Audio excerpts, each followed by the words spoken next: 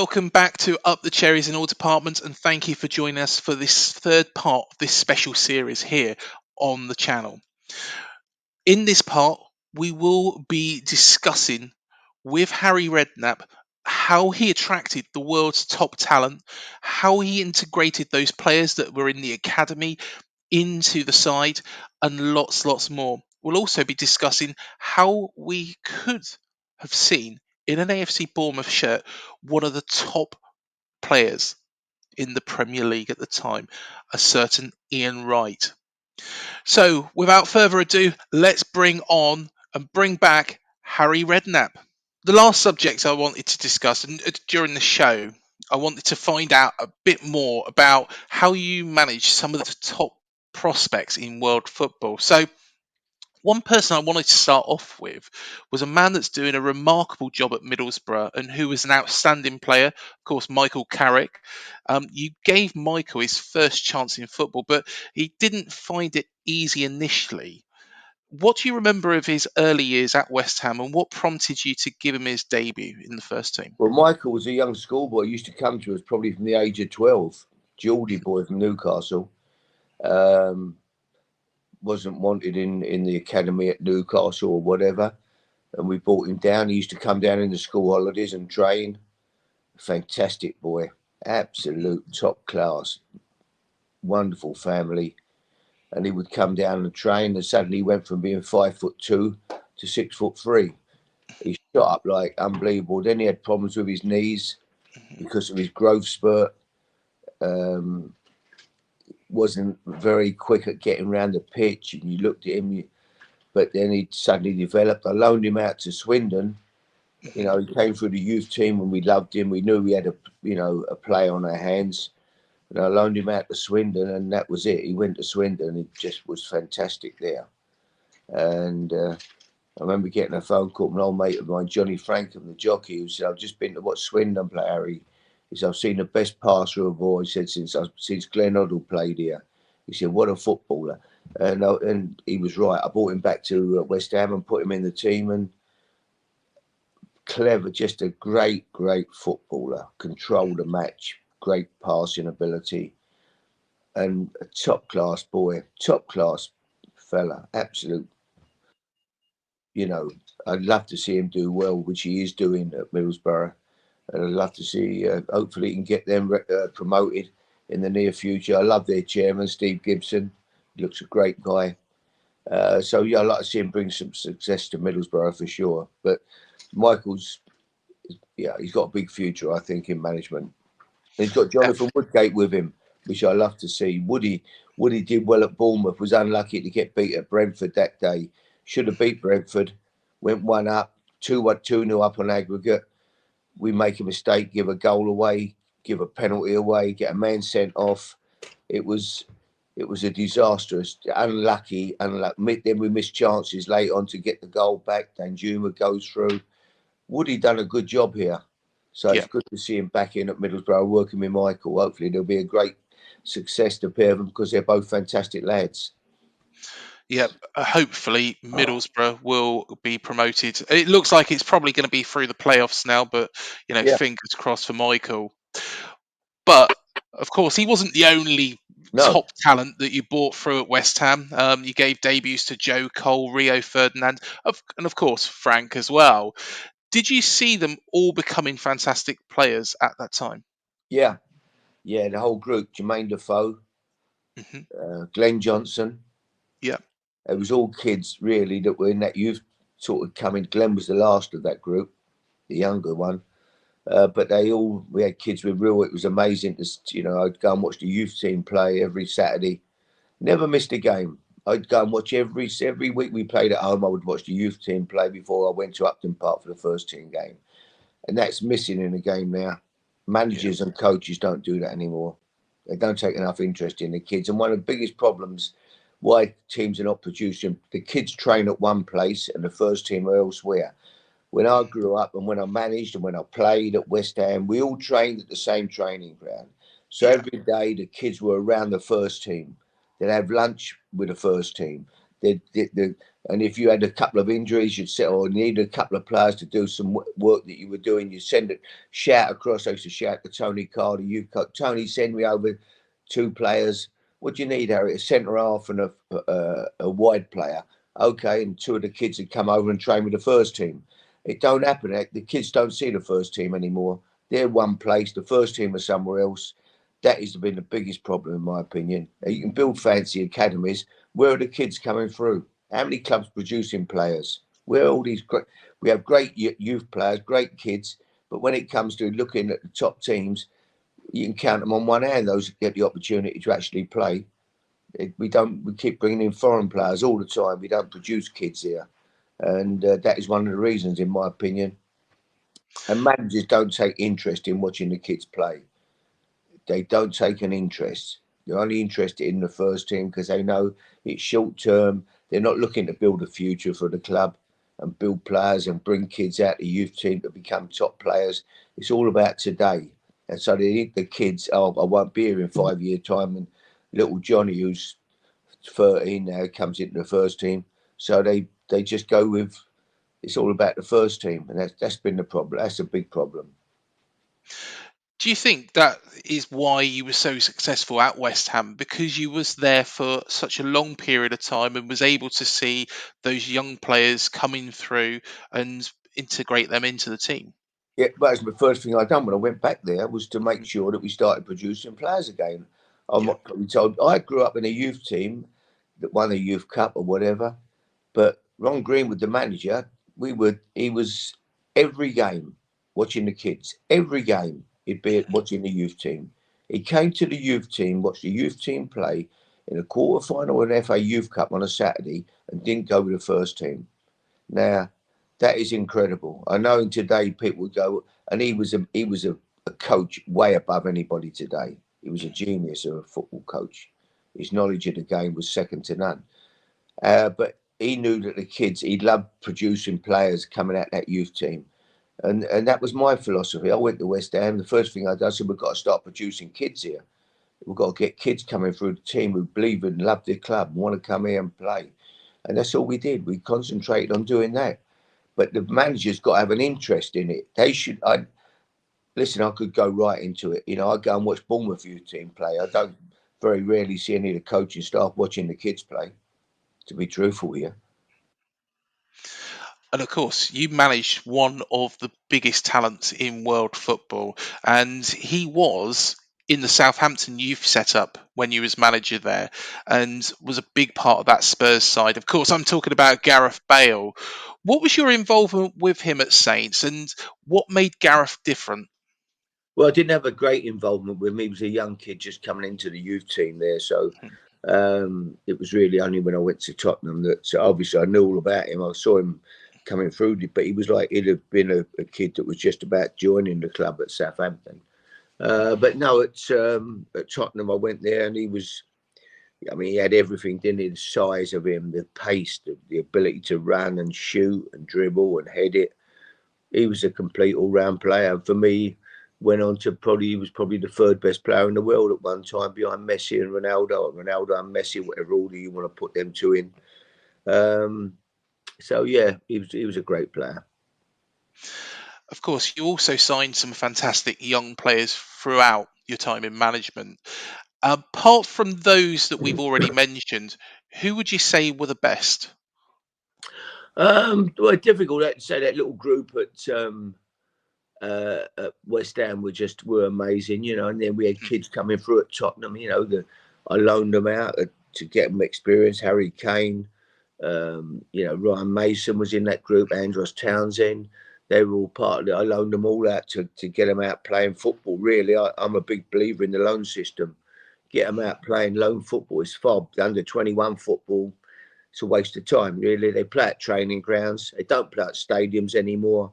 Mhm. It's honestly, I could go on. It's frightening. They should be playing youth cup games. Should all be at the stadiums, so the kids get used to playing there. So when the day comes, if they ever get the chance to play, they're acclimatized. They know what to expect. They're played at the stadium. Now they play at training grounds. There's no atmosphere. They're like friendly games. That's why we're not producing players. They should. Back in the day, you played the reserve games, all played at the stadium. Every reserve game, the first team was away, the reserves played at home, and vice and the alternate on alternate weeks, which is great. So the fans can go and see the reserve team play. I don't know what it, and that was in days where the pitch is cut up and you play on them and you turn the pitch up, it'd be ankle deep mud. Nowadays, them pitches are as good at the end of the year. It's like the groundsman, or whoever, they're just, it's like, it's for show. Oh, look, it's still as, play games on it, play reserve games, play youth games, get the kids playing more on the first team pitches. But yeah, there's so much now. As I say, managers come in, most of them come from abroad. They've got no interest in the youth policy. They probably wouldn't know any of the kids really. Of course, one story that I have read about your time and the signing that you tried to make at AFC Bournemouth was of Ian Wone. You tried to sign him from Runcorn. What actually happened in that situation?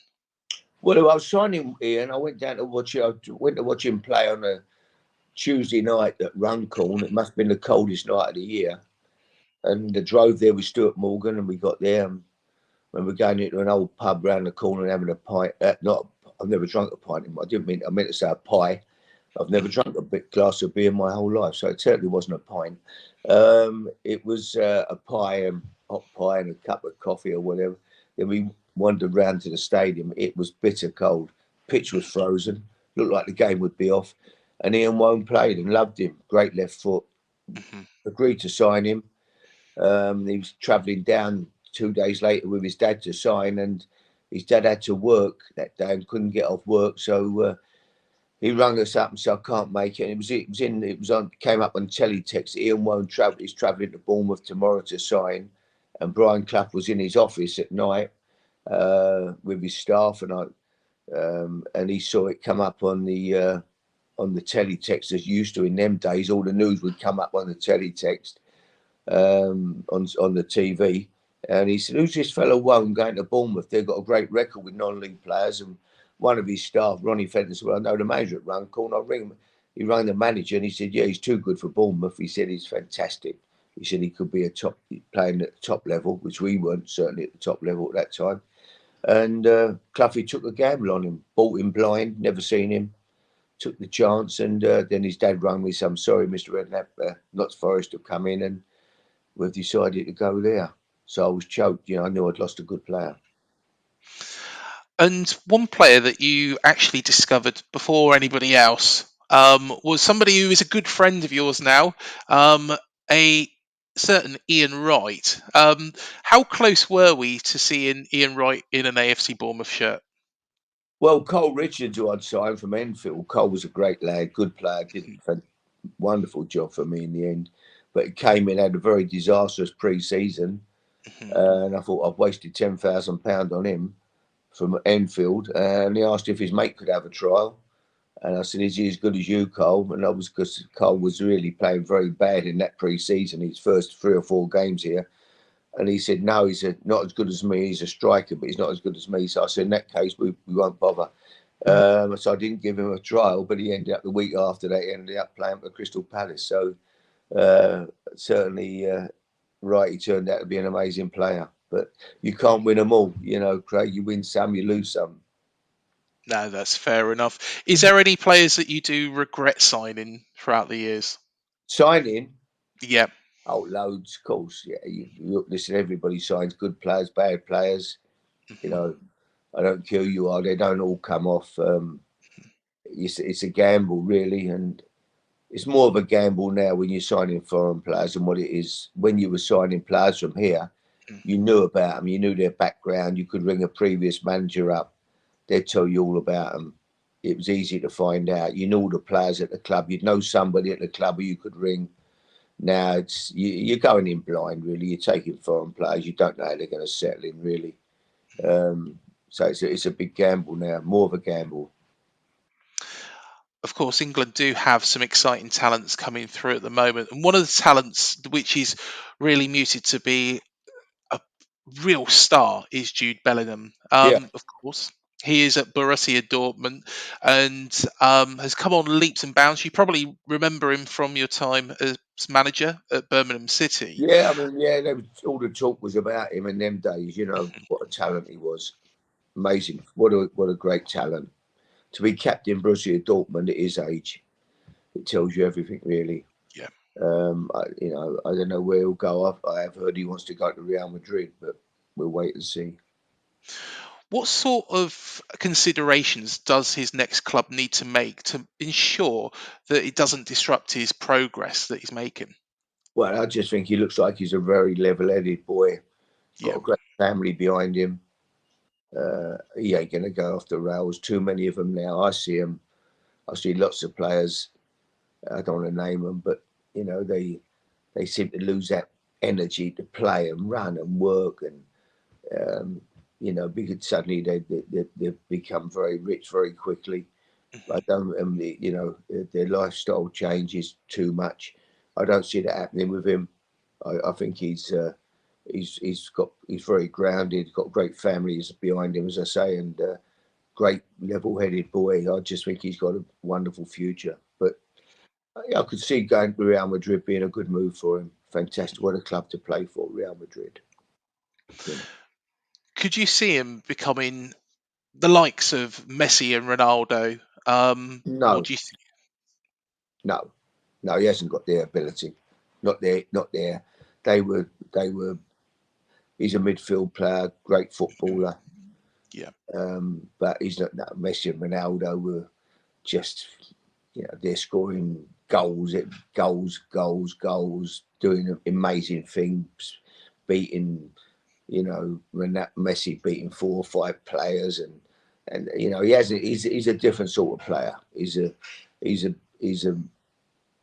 amazing midfield player. He'll become one of the great midfield players. But who will be England captain going forward? Him, Declan Rice. Don't know. Be a toss up, wouldn't it? Yeah, definitely. Of course, Bournemouth are currently building the Camford Magna training ground. It should be nearly done. How essential is it for Bournemouth to move out of the current training setup Yeah, into this new state of the art yeah. system? They need a new. They need a training ground for sure. You're a Premier League club. The youth team need to play in a much higher standard of league than they play in, because at the moment they should be playing in the top echelon of the Premier youth leagues. They should be playing Tottenham, Arsenal, Chelsea every week, because Yeah, Bournemouth is a Premier League club. And if we're going to be a Premier League club, you need to produce Premier League players. And you'll only do that by playing against other Premier League kids. So that's a big area they've got to look at. That's a big area that needs working on and improving. So hopefully that'll happen as well. But a new training ground is a must. yeah, definitely. And final question, really, from me: what advice would you give to any future prospect who is wanting to get into the game? Practice, train, practice. Work at your game. Work every day. Go out, you know, spend every minute of the day with that football that you've got spare. Master the ball. Work on the stuff you know. Don't be the first one off the training pitch. Be the last one off. Stay out there when training's over. Put the extra yards in. That's what the Frank Lampards of this world did. They practiced. They worked hard. And Harry Kane the same. He spent hours after training practicing. Yeah, you'll only, the harder you work, the better you get, the luckier you get. So that is what is needed, really, if you want to be a player. Don't think you've made it, and because you signed a contract at a football club, the actual percentage of kids that sign at 9 or 10 years of age who actually get a pro contract, I think, is 1%, and that's not going on to being first team players. That is from the age of 9, they get signed on to actually getting a pro contract, I think, is 1%. So that's how difficult it is to make it. And if you want to be one of those chosen few, you've got to work at your game. I think it's too late for me, to be honest, Harry, but Yeah, maybe I should have worked a little bit harder when I was a bit younger. yeah. It's no, it's a great life, and Yeah, you've got to put it in if you want to make it now. exactly. Well, Harry, again, thank you so A much for pleasure. coming on the show. Well It's done to the Cherries. Absolutely fantastic. What an achievement. You know, okay, we ain't quite there, but we will get there. There's no doubt about that now. But what an achievement to be in the Premier League. I speak to people that live down here. They don't understand. You know, they've jumped on the back of supporting the Cherries in the Premier League. They don't know where this club's been and what the history of the club. You know, this club spent over 100 years never being out of Division 3 or 4. So to be in the Premier League is beyond belief. It's fantastic. And of course, with all the financial turmoil that we've had throughout the years as well, it's a remarkable achievement. Of And course it is. Gary's done a great job. I'm a big Absolutely. supporter of Gary. Great job. Yeah, Long may it definitely. continue. And thank you everybody for joining us on this last part of this special series. Please remember to hit that like, that subscribe, and that bell button, and let us know what you think. Also, do check out our exclusive preview with Harry Redknapp, where we went through all the teams. How close do we get it? So do check that out. And also, we did an interview with Harry Redknapp as well on this channel. It is currently at 31,000 views, so do please check that out as well. But until the next one, thank you for joining us, and up the cherries. And we'll